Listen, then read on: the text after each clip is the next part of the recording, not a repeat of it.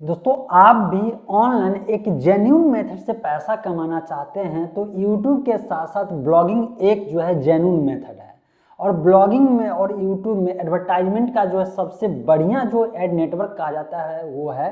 Google. मतलब कि Google का जो एडवर्टाइजिंग नेटवर्क है ये बहुत ज़्यादा आपको अदर नेटवर्क से ज़्यादा पैसा देती है, लेकिन इसका पॉलिसी भी बहुत टाइट होता है। और इसी कारण से होता यह है कि अगर ब्लॉगिंग में लोग आते हैं तो उनको लगता है कि यार कैसे शुरू करें, कहाँ से पैसा आएगा। और अगर आज के डेट में मतलब कि 2021 में अगर ब्लॉगिंग स्टार्ट करना चाहते हैं तो ये वर्थ होगा या नहीं होगा, कितना खर्चा लगेगा, कहाँ कहाँ पे खर्चा लगेगा और कितना स्कोप है, ये सारे चीज़ जो है इसी वीडियो में डिस्कस करूंगा। वीडियो कंप्लीट जरूर देखिएगा। हेलो दोस्तों, मेरा नाम है अजय और आप देख रहे हैं एज इन्फॉर्मा। सबसे पहले इस चीज़ के बारे में मैं बात कर लेता हूं कि आखिर ब्लॉगिंग का स्कोप क्या है। देखिए, जैसे जैसे इंटरनेट बढ़ेगा, मतलब एक तो इतना ज़्यादा तो है ही, लेकिन अभी भी इंडिया में बहुत सारे ऐसे लोग हैं जो इंटरनेट की कनेक्टिविटी नहीं है। तो आपको न्यूज मिलता होगा कि बड़ी बड़ी कंपनियां इंटरनेट कनेक्टिविटी के लिए, हाई स्पीड के लिए, और ऐसे एरिया जहां पे अगर हाई स्पीड इंटरनेट नहीं मिलेगा तो एटलीस्ट जो है 3G तक तो मिल जाना चाहिए, 4G तक तो मिल जाना चाहिए, इसकी व्यवस्था कर रही है। तो ये इसलिए कर रही है कि ऐसे लोग जो कनेक्टेड नहीं है वो भी कनेक्टेड होंगे, और वो कनेक्टेड होंगे तो करेंगे क्या,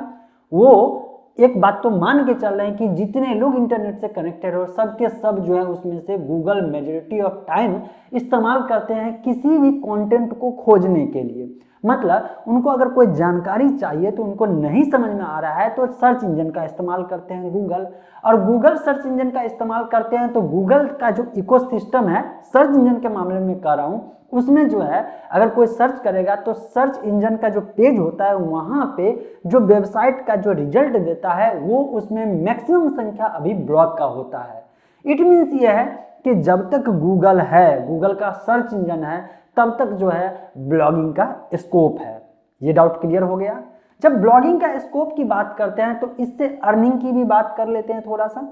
है ना, क्योंकि इसका जो डिटेल डिस्कशन है ऑलरेडी मैं बहुत सारे वीडियो में कर चुका हूं और नए ढंग से जो भी इंप्रूवमेंट आएगा फ्यूचर में करता भी रहूंगा। देखिए, अगर पैसे कमाने की बात करते हैं ब्लॉगिंग से तो आप जो है शुरुआती दौर में मैं बता देता हूं कि जब ब्लॉग स्टार्ट करते हैं तो पहला जो होता है वो एडवर्टाइजिंग नेटवर्क से होता है, जैसा कि गूगल एडसेंस से लोग पैसा कमाते हैं। अब यहाँ पे भी गूगल आ जाता है, क्यों? क्योंकि गूगल का जो प्रोडक्ट जो है जहाँ पे एडवर्टाइजिंग करेगा इसका बहुत ज़्यादा है, और इसीलिए जो कंपनियां हैं जो पीछे पैसा देती है गूगल को, वो गूगल पे ज़्यादा विश्वास करती है, क्योंकि इसका टेक्नोलॉजी जो है, फ्रॉड जो डिटेक्शन टेक्नोलॉजी बहुत ज़्यादा अच्छा काम कर रहा है। मतलब जो एडवर्टाइजर इसको पैसा देता है प्रचार कराने के लिए, जिस पर्पस के लिए देता है वो पर्पस पूरा होता है, इसीलिए लोग गूगल पे ज़्यादा विश्वास करते हैं। जब गूगल पे ज़्यादा विश्वास करते हैं इट मीन्स ये है कि अगर आप भी गूगल एडसेंस से कमाने का सोचेंगे तो आपका अर्निंग स्कोप भी फ्यूचर में ज़्यादा रहेगा। ये मेरा थिंकिंग था कि कहीं ना कहीं टेक्नोलॉजी आएगा,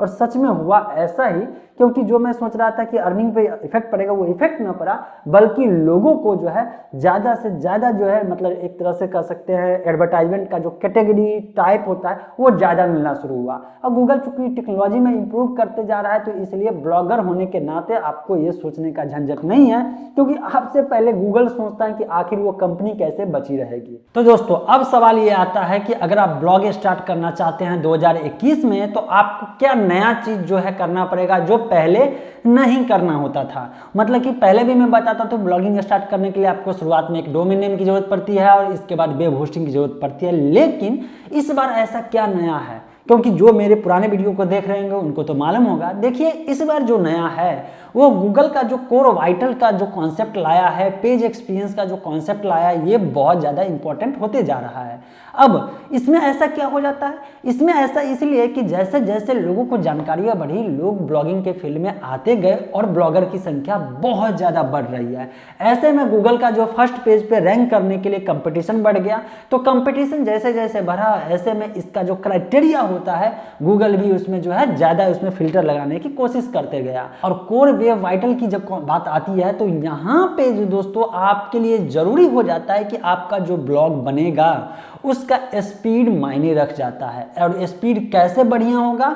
ये दो तरीका है आपको, या तो आप फ्री वाले प्लेटफॉर्म का इस्तेमाल कर लीजिए, लेकिन अगर फ्री वाले प्लेटफॉर्म का इस्तेमाल करेंगे जो कि गूगल बैकएंड में सपोर्ट कर रही है, तो आपको कस्टमाइजेशन नहीं मिलेगा और बाद में आपको जो है कस्टम जो है ब्लॉगिंग प्लेटफॉर्म, जैसे कि मतलब आप self hosted blogging platform WordPress है उस पर शिफ्ट करना ही पड़ेगा। आप किसी भी प्रो ब्लॉगर से पूछ लीजिए, वो यही कहेंगे कि अगर ब्लॉगिंग प्लेटफॉर्म चुन रहे हैं तो आपके लिए बेहतर होगा कि आप ब्लॉगिंग को एज ए कैरियर लीजिए, एज ए बिजनेस लीजिए और होस्टिंग पे इन्वेस्ट कर दीजिए। होस्टिंग पे इन्वेस्ट करने का मतलब ये होता है कि एक बेहतर वेब होस्टिंग को चुनिए, जिससे क्या होगा कि आपको बहुत सारे ऐसे सर्विसेज मिलेंगे जिससे आपका वेबसाइट जो है ऑप्टिमाइज रहेगा और फुल्ली आपके कंट्रोल में रहेगा, फुल्ली कस्टमाइजेशन वहां पे आप कर सकते हैं। अब जैसे कैसे, अब सोचिए कि ये कैसे होगा। देखिए सबसे पहले तो आपको वेब होस्टिंग चुनना पड़ेगा और वेब होस्टिंग चुनने वक्त जो है बहुत सी चीज़ें देखना पड़ता है, जैसे कि उसमें जो स्टोरेज है वो SSD है या हार्ड डिस्क देगा, बैंडविड्थ कैसा देगा, उसका स्पीड कैसा रहेगा, वो जो सर्वर पीछे में इस्तेमाल कर रहा है वो सर्वर कौन सा इस्तेमाल कर रहा है, कैशिंग फैसिलिटी कितना है, इसके बाद जो उसका जो लोकेशन होगा वो लोकेशन कहाँ पे है, जिससे कि बाद में आपका वेबसाइट फास्ट करने में ज़्यादा पैसा खर्चा न करना पड़े। और इसके लिए अगर आप कहेंगे कि यार कोई रिकमेंड कर दीजिए, रिकमेंडेशन की बात करिएगा, तो एक बात मान के चलिए कि मैं उसी वेब होस्टिंग को बताऊंगा जिसका मैं पर्सनली यूज कर रहा हूँ। करंट में जो मैं वेब होस्टिंग अपना जो ब्लॉग एक है जिसके बारे में मैं आप लोग को बताता हूँ techagent.com, तो उस पर मैं इस्तेमाल कर रहा हूँ होस्टिंगर वेब होस्टिंग को। आप जो है इसका स्पीड भी चेक कर सकते हैं, कैसा मुझे परफॉर्मेंस मिल रहा है, कैसा जैसे आपको क्या एक्सपीरियंस फील हो रहा है, क्योंकि जब तक आप ये नहीं देखेंगे कि इस वेब होस्टिंग का इस्तेमाल करने वाला जो ब्लॉग है वो ब्लॉग कैसा परफॉर्म कर रहा है, तब तक आपको समझ में नहीं आएगा। अब आप कहेंगे कि यहाँ पे इसमें वेब होस्टिंग इतना ज़्यादा इंपॉर्टेंस क्यों रख रहा है। एक्चुअली इसलिए रख रहा है क्योंकि एक तो मुझे कस्टमाइजेशन चाहिए। कस्टमाइजेशन इसलिए चाहिए क्योंकि अगर आप ब्लॉगिंग को as a career, as a business लेंगे तो बाद में आपको समझ में आ ही जाएगा कि जितना ज़्यादा कस्टमाइज कर सकते हैं उतना ज़्यादा ब्लॉग में इंप्रूवमेंट भी मिलेगा, पहला। दूसरा ये है कि अगर होस्टिंग बढ़िया रहेगा तो जल्दी से जल्दी वेबसाइट फास्ट रहेगा तो खुलेगा। और तीसरा ये कि दोस्तों होस्टिंग लेते वक्त ऐसा ना हो कि बहुत ज़्यादा पैसा पे करना पड़ जाए। तो सस्ता और मुझे परफॉर्मेंस के बेस पे अगर कहा जाए तो मैं फिलहाल जो यूज कर रहा हूँ उसके बारे में मैंने बता दिया। डिस्क्रिप्शन में लिंक दे दूंगा, अगर आप लोग इंटरेस्टेड होइएगा तो चेक भी बाद में कर लीजिएगा। चलिए नेक्स्ट पॉइंट की तरफ जब चलते हैं तो यहाँ पे होस्टिंग के बाद आपको जरूरत पड़ेगी दोस्तों आज के डेट में CDN की भी जरूरत पड़ सकती है। CDN इसलिए होता है कि कंटेंट डिलीवरी नेटवर्क का इस्तेमाल हम लोग करते हैं कि अगर आपके वेबसाइट का जो सर्वर है, सपोज डेट कि इंडिया में आप सर्वर ले लिए लेकिन इसके यूजर US में अगर ज़्यादा हो गए, US के साथ दूसरे कंट्री से विजिट करना शुरू कर दिए तो यहाँ से डिलीवरी होगा और ऐसे में वेबसाइट यूजर के अनुसार लगेगा कि ये स्लो है। जबकि अगर CDN इस्तेमाल करते हैं तो इसका डेटा सेंटर लगभग जहाँ से सबसे ज़्यादा लोग जो इंटरनेट पर आधारित है, इंटरनेट में इंटरेस्ट रखते हैं, वहाँ डेटा सेंटर है और डेटा सेंटर होने के आपका वेबसाइट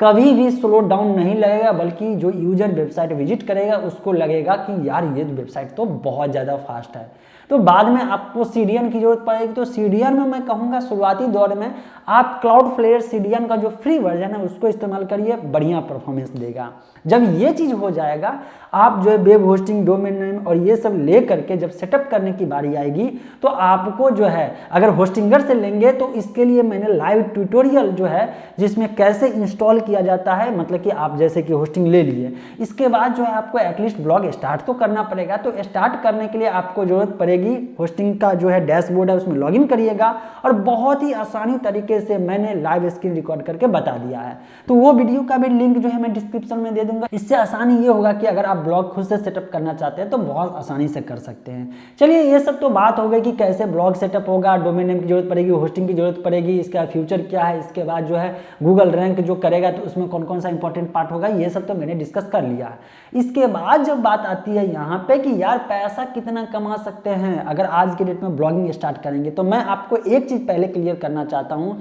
कि ब्लॉगिंग का जो फील्ड है वो ओवरनाइट वाला फील्ड नहीं है। अगर ये सोच रहे हैं कि आज जो मैं शुरुआत करूँगा वो 1 महीने के अंदर अंदर जो है मैं इससे लाखों रुपया अर्न करूँगा, तो ये पॉसिबल नहीं है। अगर ये सोच रहे हैं तो यार ना तो ब्लॉगिंग में आइए, अगर ऐसा कोई कह रहा है तो वो झूठ बोल रहा है, क्योंकि मेरा खुद का एक्सपीरियंस ये बताता है कि ब्लॉगिंग में मुझे बहुत ज़्यादा समय लगा। इसलिए समय लगा कि मुझे बहुत कुछ सीखना पड़ा। सीखना ये पड़ा कि एक चीज़ कोई बता देगा ये तो होगा ही, लेकिन बहुत सारी चीज़ ऐसे होगा, जो खुद का जब एक्सपीरियंस नहीं होगा तब तक ये चीज़ नहीं समझ सकते हैं। लेकिन अगर स्कोप की बात करते हैं कि इसमें पैसा कितना ज़्यादा है, तो सीधे समझ लीजिए कि आप जितना पैसा बटोर सकते हैं बटोर लीजिए। मतलब कि लाखों नहीं करोड़ों रुपया कहीं पर लगा हुआ है, आप अपना टैलेंट लगाइए और वहाँ से बटोरिए। जैसे कि बहुत सारे ब्लॉगिंग वाले जो है, बहुत सारे बड़े बड़े ब्लॉगर हैं, वो सब भी जो है अच्छा खासा इनकम कर रहे हैं। अभी ऐसा नहीं है कि कोई अगर 1 करोड़ रुपया जो साल में कमा रहा है तो आप अभी घुसिएगा और आप भी 1 करोड़ कमा लीजिएगा, ऐसा नहीं है। वो 1 करोड़ कमाने के लिए या लाखों रुपया कमाने के लिए वो जो है